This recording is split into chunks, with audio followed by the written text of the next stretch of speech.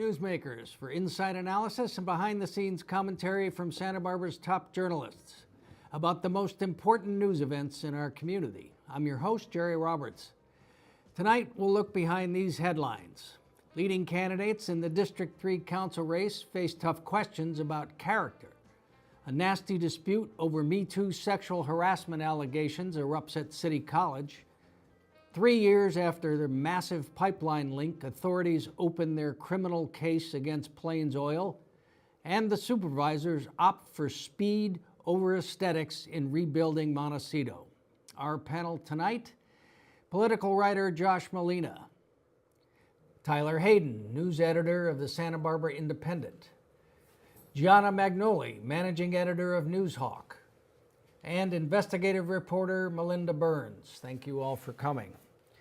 So Josh, the last public forum in the District 3 Council race is over, and the candidates face some questions about campaign contributions, voting records, and other character issues. What's the state of play?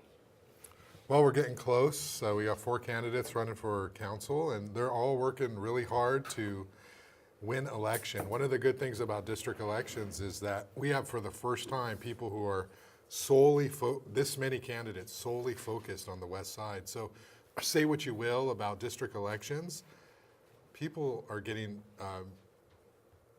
they are knocking on people's doors at a much higher rate than we've ever seen in any kind of election before. So they're making lots of contacts, and that's good. That's good for the district. It's good for the community. It's kind of a close race. You know, some people sort of see Oscar Gutierrez and Michael Vidal as being the 2 front runners, a very close race, and then we've got 2 other candidates.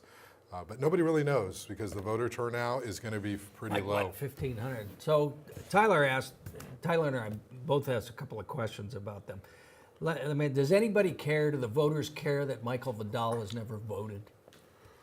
I think some voters would care about that because it shows what your involvement is when no one's looking. Of course, everybody wants to be great and perfect when all eyes are on you. But a judge of someone's character is, what are they doing when no one's watching? He's never voted in a Santa Barbara election. So what does that say? That's up to the voter. Some people will certainly say, well, if you haven't been involved then, why can I trust you to be fully involved now? For other people, they might say, hey, the guy was busy, he's working, he's living in the real world, he never had time to vote. They might give him a pass on that. For some people, it's not a deal breaker. What about the allegation that Oscar will be Mayor Kathy Murillo's puppet? Is that something that voters are extremely upset about? You know, a lot of that stuff is just the political behind-the-scenes stuff. I think that, yes, Oscar is going to need as much help as he can get, as any new council member does. He hasn't been a political person. He's somebody who can only run in a district election scenario. And yeah, if he's got the mayor of Santa Barbara and other top Democrats who are willing to help him, he's going to obviously listen to that. Is he going to be a puppet? I mean, that word is not a good word. You don't think that's a neutral word? But but I think that, yeah, there's going to be some degree of, wow, all these people helped get me elected. I don't know how many times, at least initially, he's going to go against the grain. So far, in terms of his campaign, he's pretty much in line with all the platform of Kathy and the Democratic Party. You moderated the debate forum, I guess. What was your takeaway? Yeah, it was kind of interesting how Oscar answered that. I thought he was a little bit defensive, surprisingly. He was defensive. He got a little hot in the color. I mean, I guess I don't blame him. You know, he feels like he's being, as he said, judged for something that hasn't even done yet. But I think it's a fair question. Which is an interesting way of making it. Hasn't happened yet. Right. Wait a minute. Right, what hasn't happened? But that's the question: is how are you gonna act when you get up there? I mean, it'll be interesting to see if he's elected for the sake of argument. If he, takes stands against Kathy's moves just to sort of put out a message, to kind of prove his point that he's not going to be a puppet to her, or if he'll just fall straight in line. I don't know, but he's also always said that he's his own guy. He was kind of even when he worked for the channels, he would do his own thing. He wouldn't just follow marching orders for the sake of doing so. That he initiated his own projects, his own reporting. So it's a big unanswered question. I think the bigger story here is all four of the candidates, nobody's blowing anybody away here. We have candidates who are... That's a very diplomatic statement.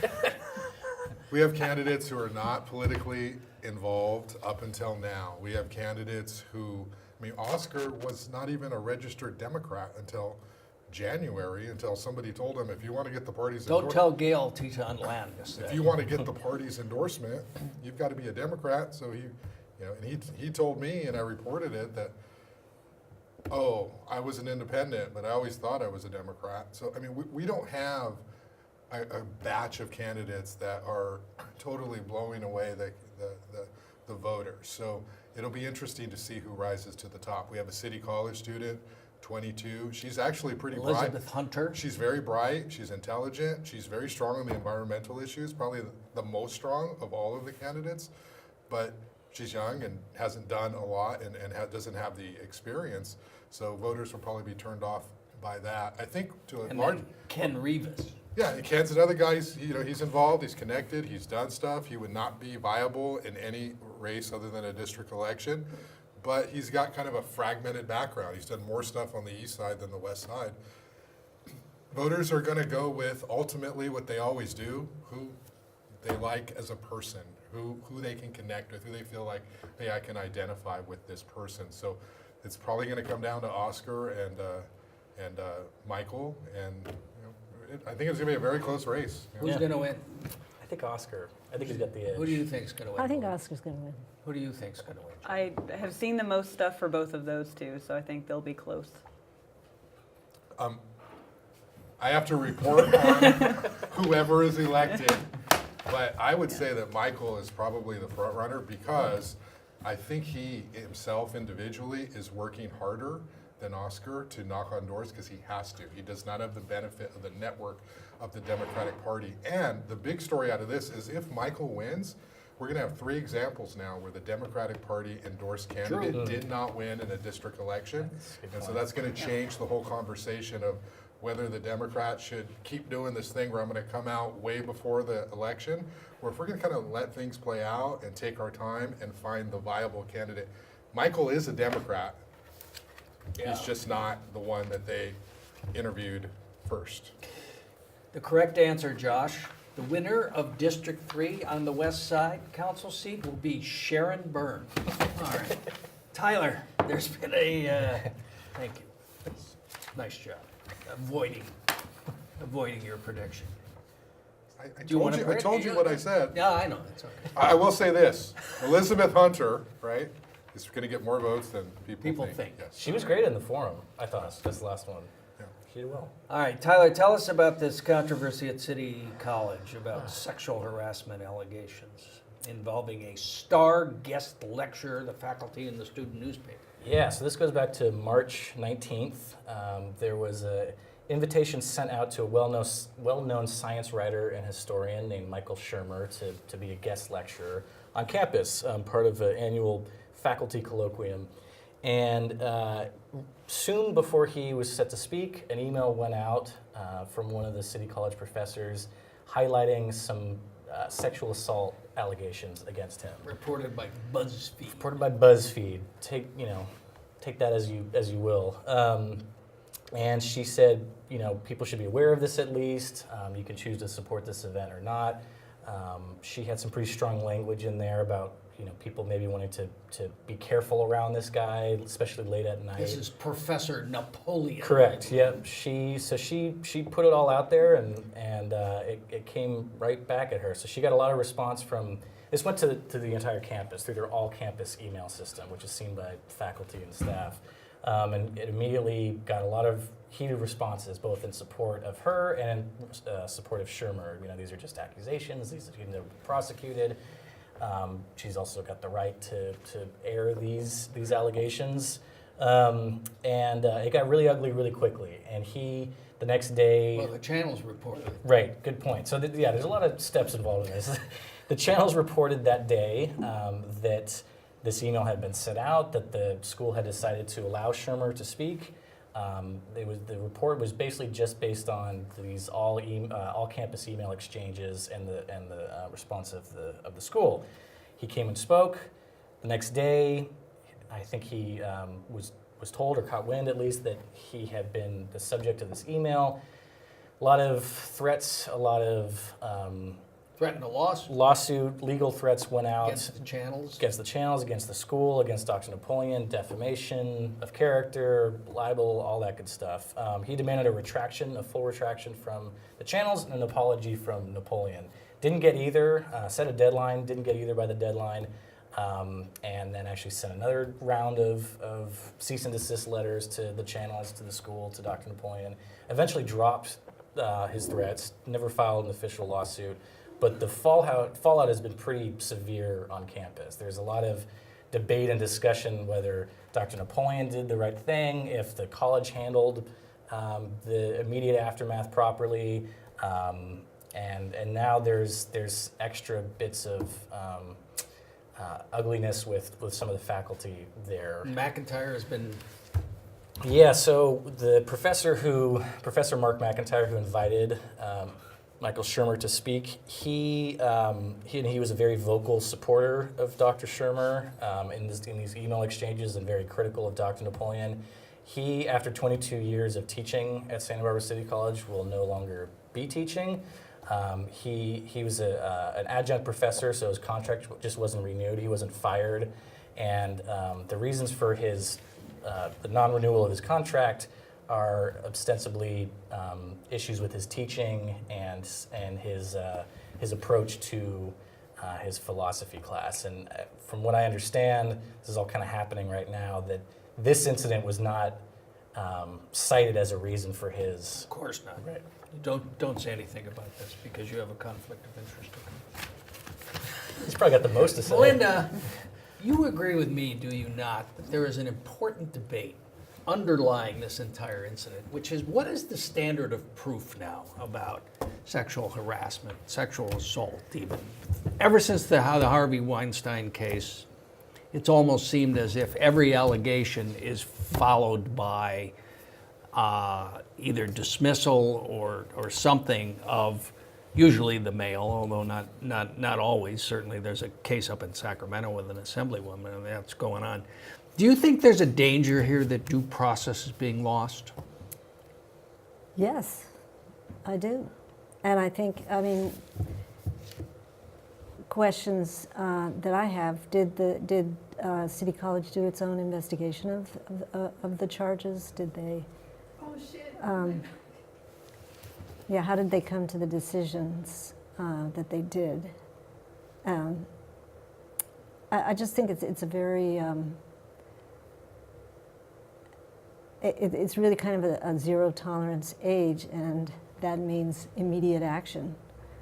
So there wasn't. And- They didn't do an investigation. Well, they found out, I think, a few hours before he was set to speak about these allegations. It sounds like the organizers didn't know. That's at least what I've heard. There's some suspicion that Mark McIntyre may have known and either chose not to investigate them or had looked into them himself and dismissed them as unfounded. So it's not totally clear what official investigative steps the college took before, during, or after all of this. But things are in kind of a nasty atmosphere now. Well, now, a lot of the students are upset with how the college handled this.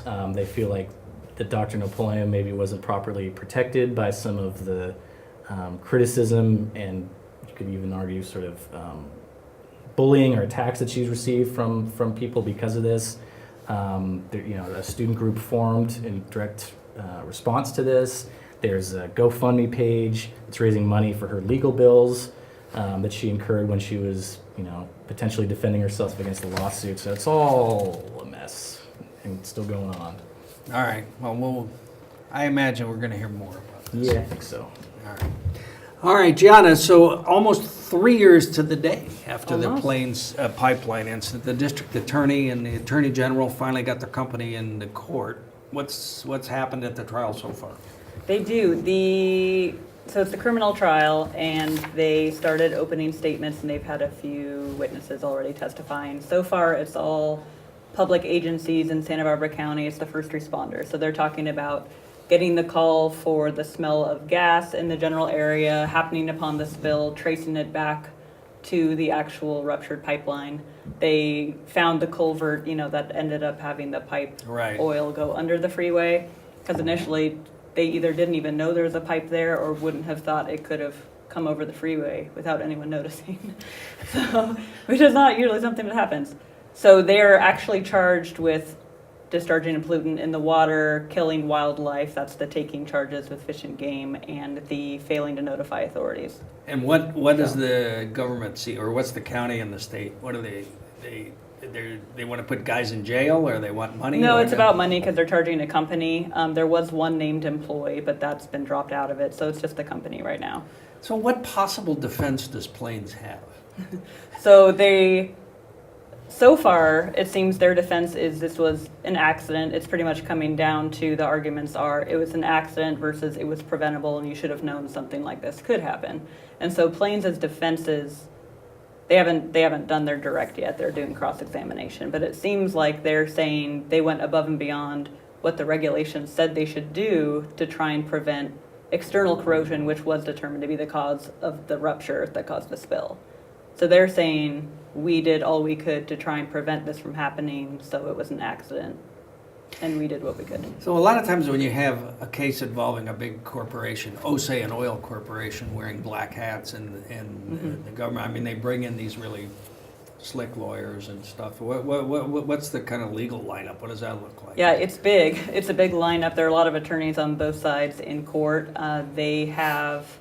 They've made an effort in opening statements, especially, which is kind of their introduction to the jury after the process of selecting them, is saying we're not just a big, evil Texas company. We have a lot of California employees and a lot of California offices. We're all hardworking men and women just trying to do our best, basically. And so they're trying to go light. They're making it very clear Plains is not denying they're responsible for the spill.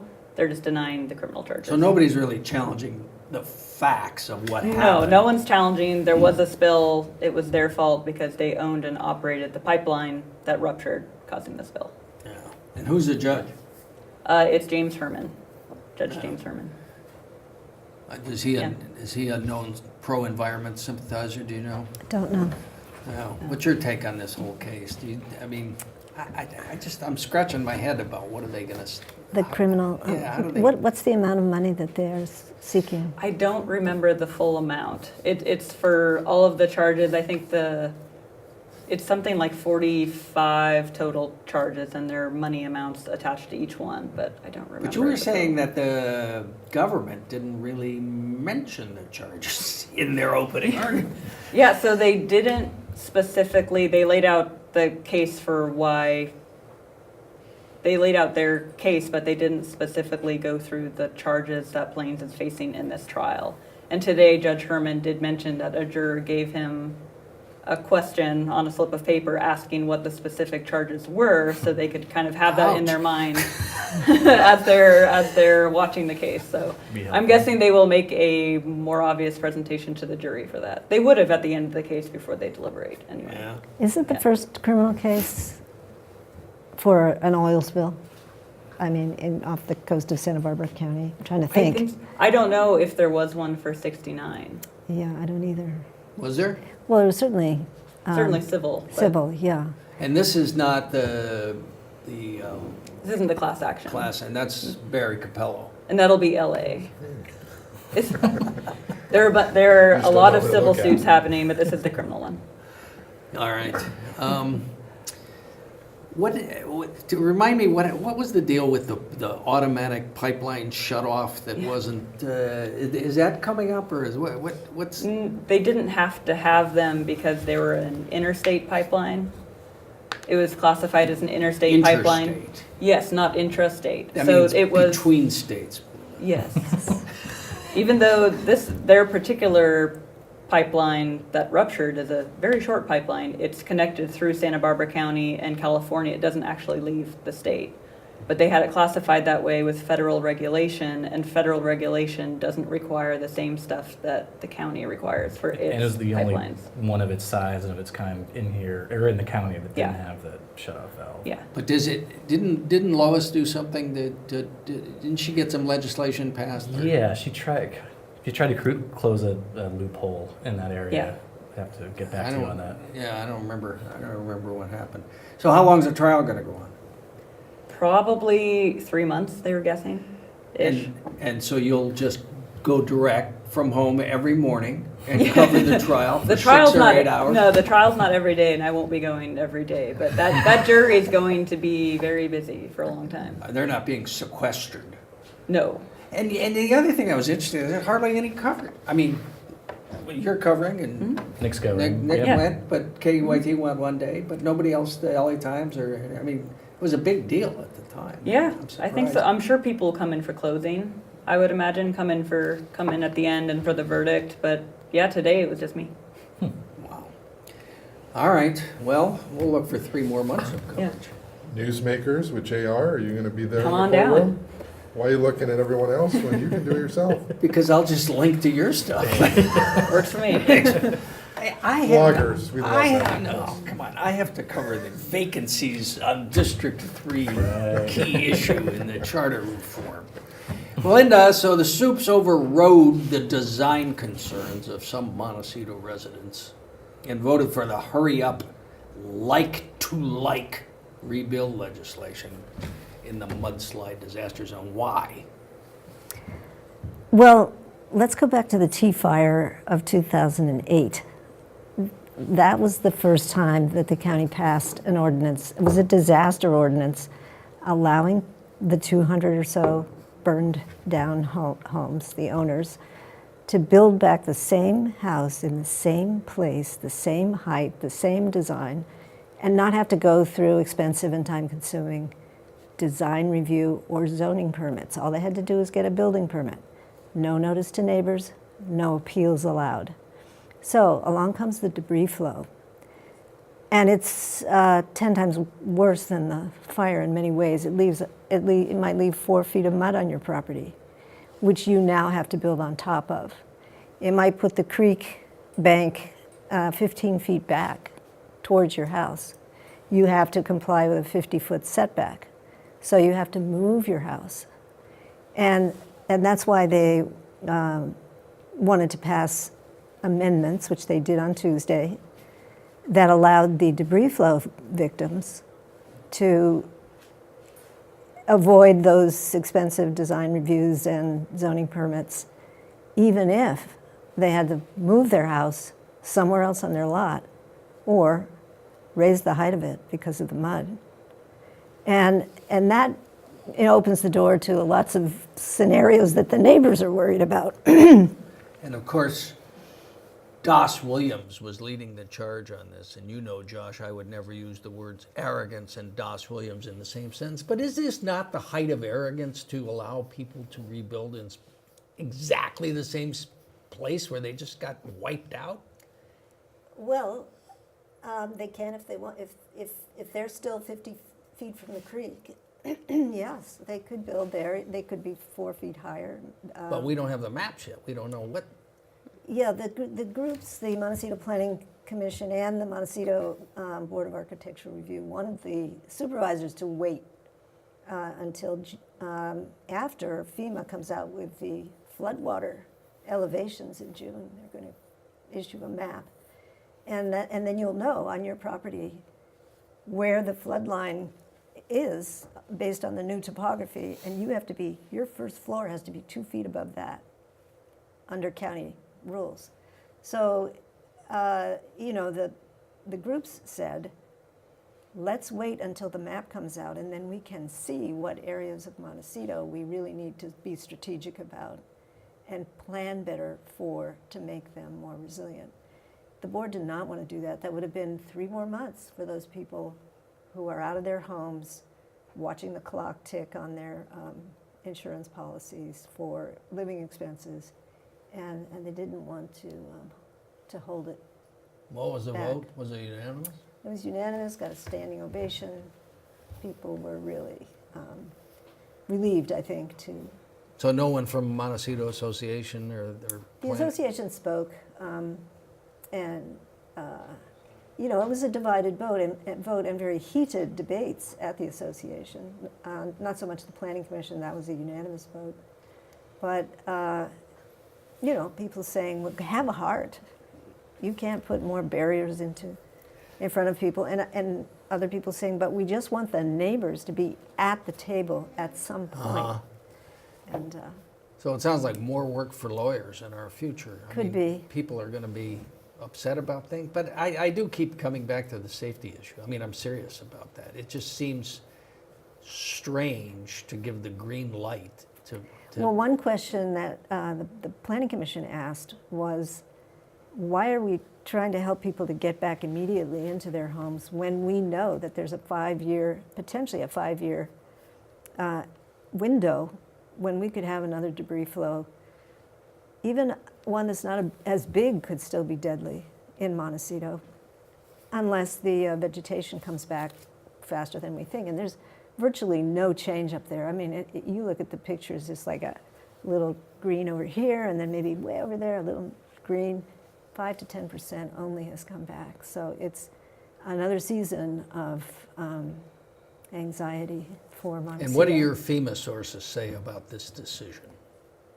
Of the supervisors? Yeah. Well, they stay out of it. You see, I asked FEMA whether FEMA was going to prohibit building on any parcels in Montecito, and they said, no, we don't do that. We just draw the floodwater elevation, and then the local jurisdiction, in this case the county, decides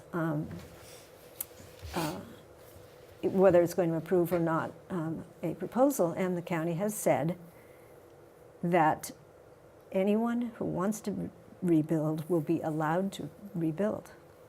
Wow. All right, well, Melinda, once again, on behalf of all the major news organizations, Noozhawk, The Independent, and Newsmakers with JR, thank you for your coverage and your community spirit and providing it to everybody. It really is a great service. And thank you all for watching. Thanks to tonight's panel, Josh Molina, Tyler Hayden, Giana Magnoli, and Melinda Burns.